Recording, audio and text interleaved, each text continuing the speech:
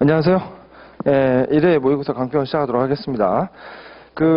일본 문제는 이제 사실 2분의 2고요. 올해 사법시험 문제가 제가 보니까 굉장히 어렵더라고요. 굉장히 어려웠고, 그러니까 판례보다는 이제 사고를 요하는 문제를 좀 냈습니다. 제가 볼 때는 법률저널 갔더니 이제 애들 이렇게 이제 법률저널 42차 게시판 가보면 애들이 이제 이렇게, 물론 애들이 아니고 이제 수험생들이 실제 한 사람들 무난했다라고 하는데 제가 보기엔 절대 올해 사법시험 문제가 무난하진 않았어요. 굉장히 어려웠다 저는 생각을 합니다. 자, 문제 1번 보시면요. 일단은 문제 1번 좀 많이 틀렸을 거라고 생각을 합니다. 예, 많이 틀렸을 거라고 생각하고, 문제 1번을 보시죠. 이게 1번이 원래가 10점이에요. 사법시험에서. 이렇게 쟁점을 좀 더 쓰라는 건데, 판례가 그냥 하나 있는 거니까 그 판례하고 아마 그냥 다 403조로 해가지고 판결 전 소송 절차에 관한 결정 즉시항고 규정 없다. 그러니까 항고도 못하고 즉시항고 규정 없고 항고도 못하고 불복 방법 없다. 다 그렇게 쓰셨을 거라고 봐요. 다 통박으로. 통박으로 했을 건데 아마 사법시험 답안 쓴 사람 중에 그거라도 해가지고 통박으로 쓴 사람이 얼마나 있을지 궁금합니다. 아무튼 1번은 아무튼 그거죠. 그래가지고 답은 간단해요. 판례도 있으니까 403조를 가시면 삼순환의 목표는요. 여기서 막 새로운 지식을 이제 삼순환 때는 새로운 지식을 알려드리는 게 아니에요.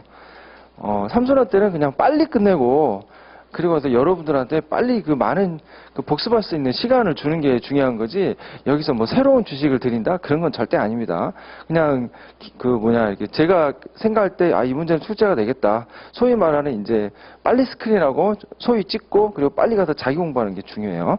자, 403조를 가시죠.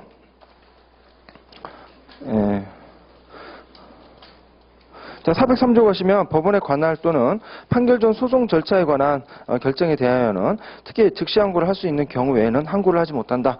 자, 그래서 증인신청 기각결정에 대한 거 해가지고 증인신청 기각결정, 그래서 문제 1번 보시면 A에 대한 갑의 증인신청을 기각한 항소심 법원의 결정에 대해 갑이 기피신청 이전에 불복할 수 있는 방법. 자, 그러니까 증인신청 기각결정한 판사에 대한 기피신청 전에 불복할 수 있는 방법. 그러니까 증인신청 기각결정에 대한 불복 방법을 묻고 있는데, 증인신청 기각결정에 대한 불복 방법. 일단은 403조에서 말하는 판결 전 판례 입장은 403조에서 말하는 판결 전 소송 절차에 관한 결정이고, 그죠? 그 다음에 즉시항고할 수 있는 규정이 없기 때문에 따라서 즉시항고도 못하고 항고도 못하고, 따라서 이 신청, 이 신청이 무슨 의미가 있겠습니까? 많은 이 신청 외에 불복 방법 없다. 그죠? 자, 그 다음에 2번 보시면 항소심 법원이 갑의 기피 신청에 대한 소송 진행을 정지하지 않고 기각 결정한 것은 적법한가라고 했습니다. 자, 물론 기피 신청을 하면 소송 절차를 당연히 정지는 해야 됩니다. 정지를 해야 되는데 그 정지해야 할 소송 절차의 범위가 뭐냐? 본안에 관한 절차일 뿐이다라는 거죠. 자, 일단은 형사소송법 몇 조를 보시면, 몇 조를 보시냐? 22조를 가시면 기피 신청이 있는 때에는 20조 1항의 경우를 제한 외에는 소송 진행을 정지해야 한다라고 돼 있죠. 자, 그러면 먼저 증인 신청 기각 결정에 대해서 그러면은 증인 신청 기각 결정이 일단은 기피사에 해당하는지부터 먼저 논해 주셔야겠죠. 그래서 주관적 사정 X, 객관적 사정 O 써주시고, 자, 그런데 증인 신청 기각 결정은 기피 사유와 관련해서 객관적 사정이 아니고 주관적 사정에 불과하기 때문에 기피 사유에 해당하지 않는다. 먼저 그것부터 먼저 적어 주시고요. 자, 그래서 해설 1페이지 가시면은요. 해설 1페이지 가시면 기피 원인에 관한 형사소송법 18조 1항 이후 소송에 불공평한 재판을 할 염려가 있는 때를 하면 당사자가 불공평한 재판이 될지도 모른다고 추측할 만한 주관적 사정이 있는 때를 말하는 것이 아니라, 그러니까 주관적 사정 X, 객관적 사정에 한다라는 거죠. 그거 기재하시고 나서요. 자, 그 다음에 보시면 재판부가 당사자의 증거 신청 채택하지 아니하거나 이미 한 증거 결정을 취소했다 하더라도 그러한 사유만으로는 재판은 공평을 기대하기 어려운 객관적 사정이 있다고 할 수 없고, 또 형사소송법 299조 규정상 재판장이 피고인은 아무튼 간단하게 써가지고 주관적 사정 X, 객관적 사정 O인데 그래야 되는데 증인신청 기각결정 객관적 사정이 아니고 주관적 사정일 뿐이다. 따라서 그럼 기피사에 해당하지 않는다. 일단은 먼저 이거는 기재해 주시고요. 그 다음에 2페이지 가시면 양가를 이번에 당연정지 범위가 있는데, 그죠? 그러면 당연정지 범위와 관련해서 어디를 당연 정지할 거냐? 본안은 소송 절차에 관한 결정이다라는 거죠. 그래서 나를 보세요. 나를 보시면 형사소송법 22조에 의하여 정지될 소송 진행은 그 피고 사건은 실체적 재판의 도달을 목적으로 하는 본안의 소송 절차를 말하고 판결 선고는 이에 해당하지 않는다. 이거를 먼저 기재를 해주시고요. 따라서 판결 선고 절차는 정지하여야 할 소송 절차에 해당하지는 않습니다. 그죠? 예, 정지하여야 할 소송 절차는 해당하지 않고, 그 다음에 가를 보세요. 가를 가시면, 형사소송법 22조에 따라 정지되는 소송 진행에 따라서 이제 판결은 포함되지 않는다. 판결 선고는 포함되지는 않는다라는 거예요. 그러니까 판결 선고가 포함되지 않기 때문에 피고인이 변종 뒤 재판부에 대한 기피 신청을 하였지만 원심이 소송 진행을 정지하지 않냐고 판결을 선고한 것은 정당하다라는 판례. 이제 아시면 되는 거죠. 지금 알면 되는 겁니다. 지금 알면 되는 거지. 시험 전에만 알면 되는 거예요. 항상 제가 말씀드리지만 시험 전에만 알면 된다라는 거죠. 자, 그래서 설문 문제 1번 보시면 변론을 보세요. 위에서부터 하나, 둘, 셋, 네 번째 줄을 보시면 항소심에서 갑은 1심 법원이 증인으로 채택하지 않은 갑측 증인 A에 대해 다시 증인 신청하였으나 항소심 법원도 갑의 신청을 기각하였다라는 거죠. 이후에도 갑의 신청에 몇 차례 공판기일이 변경되거나 연기되었지만, 자, 그러니까 사실은 갑의 신청에 몇 차례 공판기일이 변경되거나 연기된 겁니다. 그죠? 그렇기 때문에 법원으로서는 솔직히 할 만큼 다 해준 거예요. 할 만큼, 증인신청 기각 결정한 거 외에는 법원은 할 만큼 다 한 겁니다. 하였지만 항소심 법원은 수차례 공판기를 열어 심리를 다하고 변론 종결했다. 그 갑은 A에 대한 증인, 일단은 그래서 지금 밑줄을 그으실게 변론을 종결하였다. 그 부분을 밑줄을 그으셔야 됐어요. 저도 틀렸을 거예요. 여러분들 입장에. 왜? 얘기를 안 했으니까 모르지. 당연히. 강의 때 얘기 안 했는데 뭐 어떻게 알아요? 그죠? 이것까지 다 알아가지고 쏙쏙 지금 알면 되는 거예요. 그죠? 자, 그래서 변론을 종결하였다. 그 갑은 A에 대한 증인신청 기각 결정이 부당한 이유로 상소심 법관들에 대해 기피 신청서를 제출했다. 그러니까 이때 변론을 종결한 뒤에 기피 신청하면 그 판결 선고, 변론 종결하면 이제 판결 선고하잖아요. 그죠? 자, 그러면 변론 제기 신청하면서 기피 신청하면 그 변론 제기 반드시 받아들여줘야 됩니까? 그것도 아니에요. 그죠? 변론 제기를 꼭 받아들여줄 필요는 없습니다. 자, 그 다음 보시죠. 자, 3번 보시면 갑이 재판장 R에 대해 재척 사유가 있음을 이유로 상고한다면 이러한 상고 이유는 타당한가라고 했습니다. 그러면 재촉 사유 보시면 전심재판 관여, 전심재판은 기초되는 조사심리에 관여. 전심재판은 기초되는 조사심리에 관여에 해당하는지 아마 쓰셨을 거라고 생각을 해요. 그거 아니에요? 그리고 여기에 해당하지 않는다. 왜냐하면 그거는 그 본안 소송과 관련하여 소송과 관련하여 기초되는 조사 심리에 관여한 때를 얘기한다라는 거죠. 3페이지를 가시면은요. 해설지 3페이지 가시면 3페이지가 아니죠. 3페이지 보시면 양가를 2번 보세요. 최소한 이거는 아마 이제 하셨을 거라고 생각하는데 형사소송법 17조 7호 제촉 원인인 법관이 사건에 관하여 그 기초되는 조사에 관여한 때라 함은 전심재판의 내용 형성에 사용될 자료에 수집 조사에 관여해요. 자, 그래서 거기 좀 밑줄 그으시면 전심재판의 내용 형성에 사용될 자료의 수집 조사에 관여하는 거죠. 그 결과가 전심재판의 사실 인정 자료로 쓰여진 경우를 말하므로 요 정도나. 자, 지금 제가 왜 이거 냈냐. 그러니까 재척 기피는 어제 그 법조 2차 게시판 봤더니 재척 기피는 사실 그렇게 그동안에 시험이 출제가 되지 않았기 때문에 그래서 재척 기피 회피는 재척시켜 버렸다 그러더라고요. 공부할 때. 공부할 때 재척시켰는데 저기 그래가지고 나왔다 그러더라고요. 그러니까 사실은 어디에서 튈지 몰라요. 이런 데서. 그리고 아무튼 그 강했던 주제 포커스 있죠. 그 부분에 관해서는 좀 꼼꼼히 공부해둘 필요가 있다. 그런 차원에서 한 거지 요 문제가 똑같이 나온다? 안 그렇습니다. 요 문제가 똑같이 나오진 않아요. 아무튼 이렇게 관심 있게 보시라는 의미에서 한 거였고요. 자, 양가를 2번 위해서 세 번째 또 계속 보겠습니다. 그 결과가 전심재판은 사실인정 자료로 쓰여진 경우를 말하므로 법관이 선거관리위원장으로서 공직선거 및 선거부정 방지법 위반 혐의 사실에 대하여 수사기관의 수사를 의뢰하고 그 당의 피고 사건에 당이 형사피고는 항소심 재판을 하는 경우 형사소송법 17조 7호 소정에 법관이 사건에 관하여 그 기초되는 조사 심리에 관여할 때 해당한다고 볼 수 없다. 그래서 요 정도는 충분히 좀 아실 필요가 있다. 그렇게 보입니다. 자, 그 정도 보시고요. 문제 2번 가시죠. 문제 2번은 이제 사실은 문제 2번과 관련된 판례는 설문의 2번이고요. 1번하고 이제 3번은 다른 다른 판례를 갖다가 이제 짜집기를 한 거죠. 예. 하지만 뭐 출제 오류는 없다라고 생각을 합니다. 자, 문제 2번 가시죠. 검사는 피고인 갑 및 을에 대하여 피고인 갑은 2015년 10월 18일 피고인 갑의 주거지 인근 노상에서 주거지 인근 노상에서 이거 이제 주거지 인근 노상은 제가 만든 거죠. 왜냐 명예훼손이 되려면 주거지 인근 노상으로 일단 구성을 해야 되잖아요. 그 공연성이 있어야 되니까. 자, 그래서 주거지 인근 노상에서 팔꿈치로 피고인 을의 가슴을 밀쳐 넘어뜨려 피고인 을에게 상해를 가했고, 자, 그럼 피고인 갑의 공소 범죄 사실은 뭡니까? 시일은 2015년 10월 18일, 장소는 피고인 갑의 주거지 인근 노상이고. 방법은 팔꿈치로 피고인 을의 가슴을 밀쳐 넘어뜨려 피고인 을에게 상해를 가했다. 그죠? 그러면 피고인 갑의 공소 사실은 갑에 대한 공소 사실은 피고인 을에 대한 상해죄. 그죠? 그 다음에 피고인 을의 공소 사실은요. 을의 공소 사실은 을이 위와 같은 상해를 당할 때 쓰레기통으로 피고인 갑의 어깨를 때려 피고인 갑에게 상해를 가했다. 그러니까 피고인 갑에 대한 상해 앤드 명예훼손이죠. 상해 앤드 명예훼손. 상해인데 실체적 경합범이겠죠. 그래서 실경이다. 그렇게 보시면 되겠습니다. 실체적 경합이다. 자, 라고 했을 때 병합기소하였다. 각 설문은 별개 것이며 다툼이 있는 경우 판례화할 거. 자, 그 다음에 1번 가시면요. 제가 이번에는 좀 유력하게 찍는 게 적법절차 방식이다라고 말씀드렸습니다. 적법절차 방식이고, 자, 그래서 1번 보시면 검사는 피고인 갑에 대한 증거로, 그죠, 유죄의 증거로 위 공소사실에 대한 목격자인 공소의 일이 작성한 진술서를 제출하였다. 자, 그러면 그 증거는 공소의 일의 진술서예요. 공소의 일이 진술서가 뭡니까? 스스로 작성했다라는 거죠. 그래서 스스로 작성한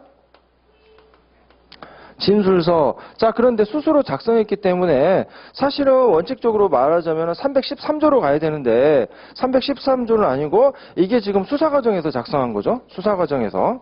그죠? 수사 과정에서 작성한 거고, 그리고 수사 과정과 관련해서는 312조 5항 플러스 참고인이기 때문에 312조 사항으로 가는 거죠. 그죠? 312조 사항으로 가서, 자, 그러면 312조 사항으로 가면 적실 반특이죠. 적실 반특이. 적과 관련해서 240 몇 조였죠?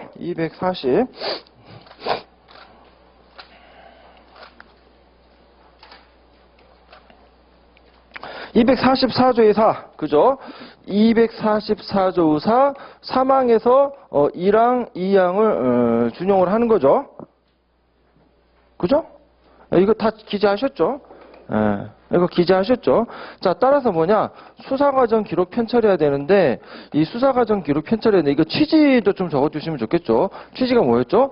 수사과정 투명성 보장, 뭐, 그 정도 쓰시면 되겠습니다. 수사과정 투명성 보장. 따라서 사안은 어떻죠? 사안은 수사과정 기록 편철 누락이죠. 수사과정 기록 편철 누락이다. 누락이기 때문에 따라서 뭐죠? 312조 사항이 요구하는 적법 절차 방식 위반이죠. 절차 방식 위반이다. 그리고 증거동의 없었죠. and 증거동의 없다.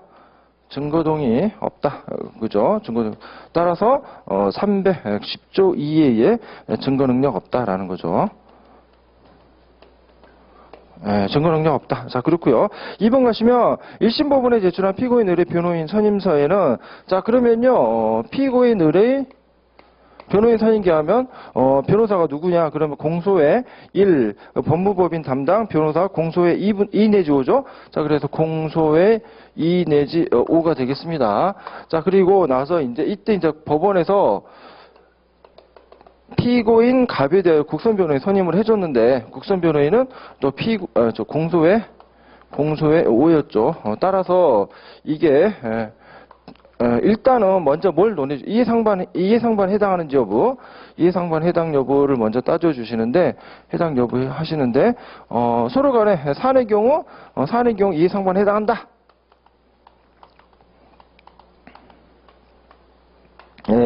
서로가 서로에 대해서 가해자건 피해자의 입장이 있는 거죠. 서로가 서로에 대해서 피고인 가불에 대해서는 가해자건 피해자의 입장이기 때문에 결국 뭡니까?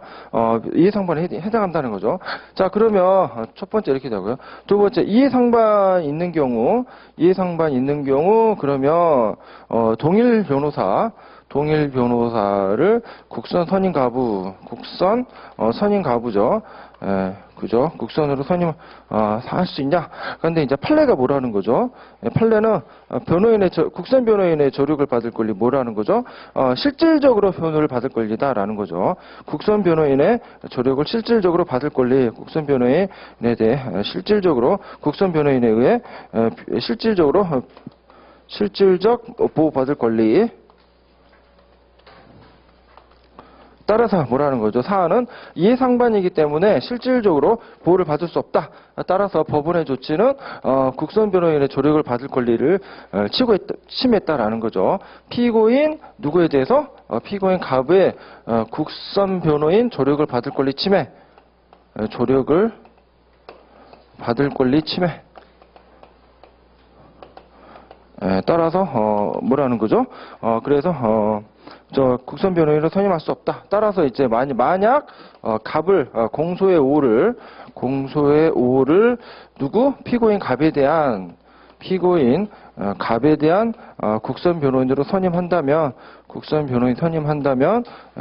안 된다. 이런 식으로 기재를 해주시면 되겠습니다. 자, 그다음에 3번 가시면 1심 부분은 피고인 의뢰에 대하여 상해 부분은 유죄. 자, 보시면 뭐 진도와 관련된 거는 이제 요 정도만 이제 진도와 관련될 걸로 보이는데, 그죠? 그런데 이제 국선 변호인은 굉장히 중요하죠. 중요한 테마입니다. 자, 그다음 이제 세 번째로 가시면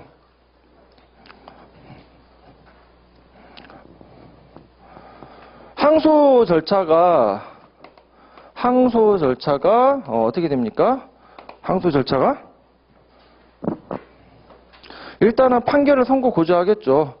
판결 선고 고지하고 나서 7일 내에 항소장을 제출합니다. 그죠? 항소장을 제출하죠. 자, 조문 안 봐도 되죠. 간만에 오래간만이시라 다 까먹으셨나요? 조문 한번 볼까요? 네? 조문 한번 봐요. 이게 지금 간만에 공부를 하셨다니. 아무튼 얘기 한번 들어보세요. 판결 선고 고지하고 나서 7일 이내에 항소장을 제출을 합니다. 항소장을 제출하는데 항소장만 제출할 수도 있고 여기 안에 항소 이유가 들어있을 수도 있습니다. 그죠? 항소 이유가 들어있을 수도 있어요. 항소장 원심 판결을 불복하여 이 항소한다라고 딸랑 한 문장 딱 한 문장 정도 들어갈 수 있고, 그리고 나서 항소 이유 안에, 그리고 항소장만 제출할 수도 있고, 여기에다가 항소 이유로 양형부당인데, 여기서는 양형부당을 주장을 한 거였죠. 판사가. 일부 유죄, 일부 무죄였죠. 그래서 상해 부분은 유죄, 그 다음에 명예훼손 부분에 대해서는 무죄, 이렇게 나왔죠. 케이스가. 그죠? 그래가지고 항소에서 항소 이유로 일단 항소장에도 항소 이유를 기재할 수 있어요. 항소장에도 항소 이유를 기재할 수 있는데 이 항소 이유에는 양형부당을 그러니까 상해 부분에 관해서 양형부당을 기재를 했습니다. 기재를 하고 나서 항소장을 제출하면 항소가 적법한지를 먼저 원심법원에서 따져봐야겠죠. 항소장 원심법원에 판결 선고 고지 후 7일 이내고 이 7일에 토일은 산입합니까? 산입하지 않습니까? 산입하지 않죠. 시효하고 구속기간을 제외하고는 초일을 산입을 하지 않죠. 왜 이렇게 멍 때리지? 큰일 났네. 시효하고 구속기간을 제외하고는 초일을 산입하지 않아요. 그러니까 판결 선고 고지된 날의 다음 날부터 해가지고 7일 안에 항소장을 원심법원에 제출하고 항소장 원심법원에 제출을 하고요. 원심법원에 제출을 합니다. 자, 그 다음에 항소장 하면은 별다른 부적법 사유가 없다면 그러면은 소송 기록하고 증거물을 어디다 보내죠? 증거물을 항소법원에 송부를 하죠. 법원에 송부를 합니다. 자, 송부를 하면 항소법원이 송부받고 나서 소송기록 접수 통지를 하죠. 소송기록 접수 통지를 하는데, 소송기록 접수 통지하는데 피고인하고 누구죠? 검사, 그 다음에 변호인이 있으면 변호인한테도 보내는데요. 소송기록 접수 통지하기 전에, 그죠? 소송기록 접수 통지 발송하기 전에 만약에 변호인 선임계를 제출을 하면은요. 변호인 선임계를 제출하면은 변호인 사선이든 변호인 선임계를 제출하면 그 변호사한테 소송기록 접수 통지를 보내고요. 변호사가 없으면은 이제 피고인한테 보냅니다. 자, 그다음에 검사한테도 보내죠. 자, 그럼 소송기록 접수 통지 도달의 이길, 그죠? 도달의 이길부터 해가지고 20일 이내에 뭐를 제출해야 되죠? 항소 이유서를 제출하는 거죠. 항소 이유서. 그래서 항소 이유서를 제출하는데 먼저 도달한 거를 기준으로 하는 거죠. 먼저 도달한 거겠죠. 사선 변호사가 있다. 그럼 사선 변호사가 도달한 날에 당연히 이 길이죠. 왜? 초일을 불산입하니까. 그래서 항소 이유서를 제출을 합니다. 자, 근데 이 항소 이유서는 뭐라고 기재를 했냐면 무죄 부분인 명예훼손과 관련해서 항소 이유서에서, 그러니까 검사가 지금 항소를 했잖아요. 검사가. 자, 그래서 검사가 양형부당 주장했고, 그 다음에 무죄 부분의 명예훼손과 관련해서 검사가 뭘 주장을 했었냐. 자, 그러면 여기서 심리미진하고 그 다음에 법리 오해를 주장했다라는 거죠. 오해를 주장을 했습니다. 자, 그러면 원칙적으로 20일 이내에 항소 이유서를 제출하지 않으면은요, 어떻게 됩니까? 항소 기각 결정을 내리는 거죠. 자, 그런데 항소 기각 결정을 내린다 하더라도 항소장에 항소 이유 기재가 있으면은요, 그러면 항소 이유서 제출한 거예요. 그죠? 항소 이유서 제출한 겁니다. 자, 그러면 이 검사가 항소 이유로 일단은 서면, 그러니까 항소장하고 항소 이유서에서 주장했던 거는 뭐냐?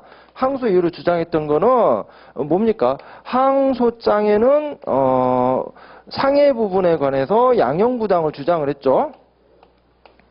양형부당을 주장했고, 항소 이유서에는 뭘 주장을 했습니까? 항소 이유서는 명예훼손 부분에 관해서 심리미진하고 법리 오해를 주장했다라는 거예요. 일단은 그게 서면으로는 이렇게 주장을 했습니다.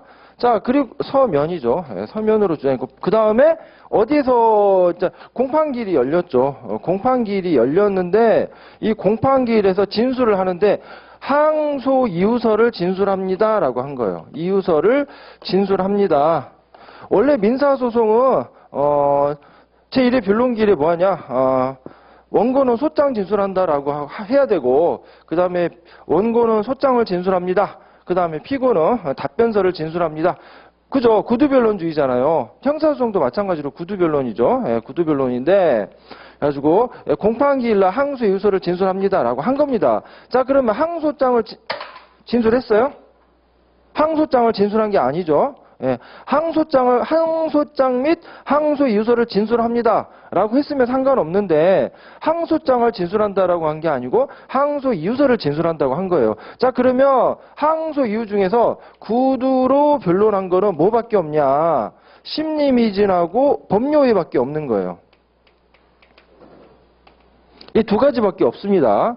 자, 그러면 항소장에는 이 세 가지를 다 기재했다 하더라도 구두변론에서 구두로 주장한 거는 심리미진하고 법리 오해밖에 없어요. 플러스 이 부분에 관해서 피고인 측이 방어를 하지 않았다라는 거죠. 방어를 안 했다.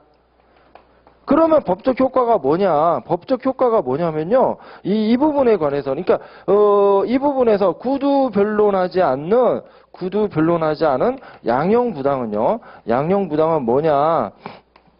양형부당은 항소심의 심리범위에 해당되지 않는다라는 판례예요. 이게 사실은 그전에도 굉장히 판례가 많았는데 최근에도 하나 나왔기 때문에 제가 한번 보여드리는 겁니다.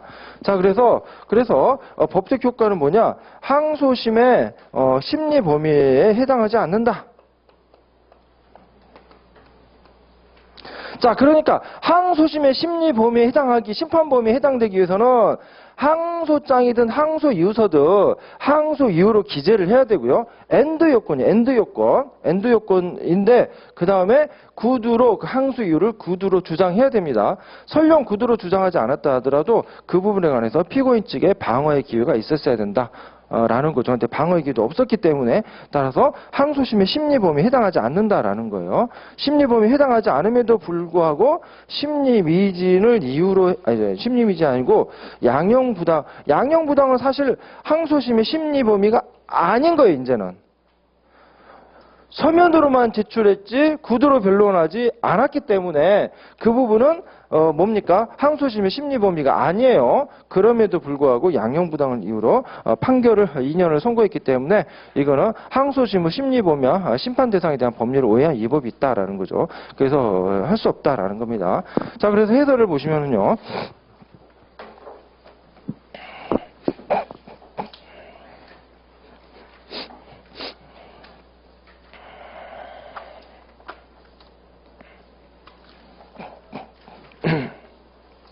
자, 5페이지 가시면은요, 항소심 판결은, 결론 봅니다. 일단은 2년을 선고했다. 항소심 판결은 타당한가? 라고 돼 있는데, 항소심 판결은 항소심의 공판 절차와 심판 범위에 관한 법률을 오해하여 판결에 영향을 미친 위법이 있어 타당하지 않다라는 거니까 작년 12월 달이니까 뭐 지금 뜨겁지 않으신가요? 굉장히 뜨거울 텐데. 뜨거워. 네. 그죠? 뜨거워.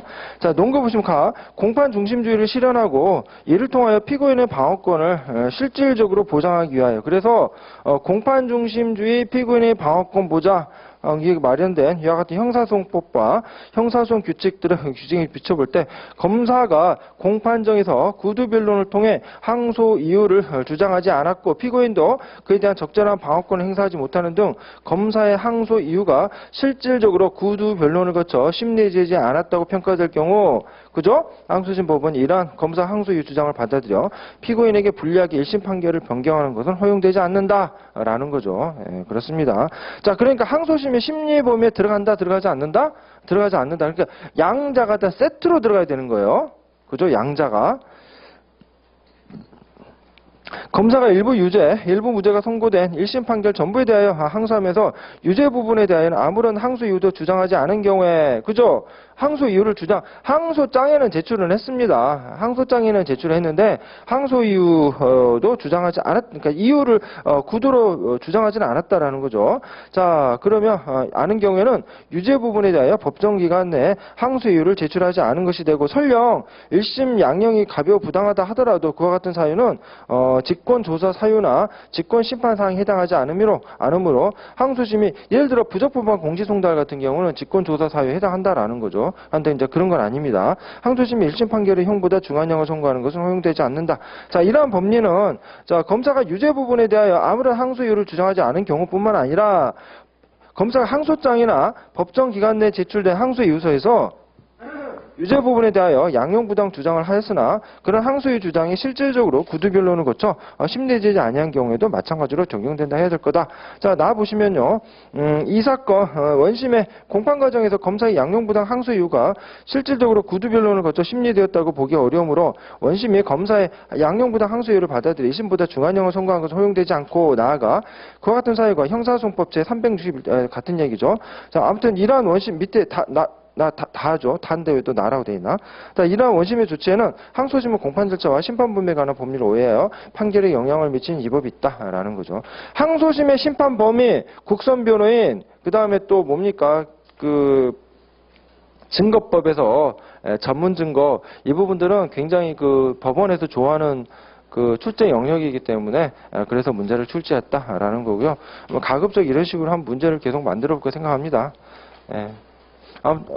일단은 한 10분간만 또 쉬었다가 바로 핵심 요약집 그냥 빨리 스킵하고 그 다음에 판례를 최신 판례 나눠줄 거예요. 최신 판례 빨리 스킵하고 그렇게 하도록 하겠습니다.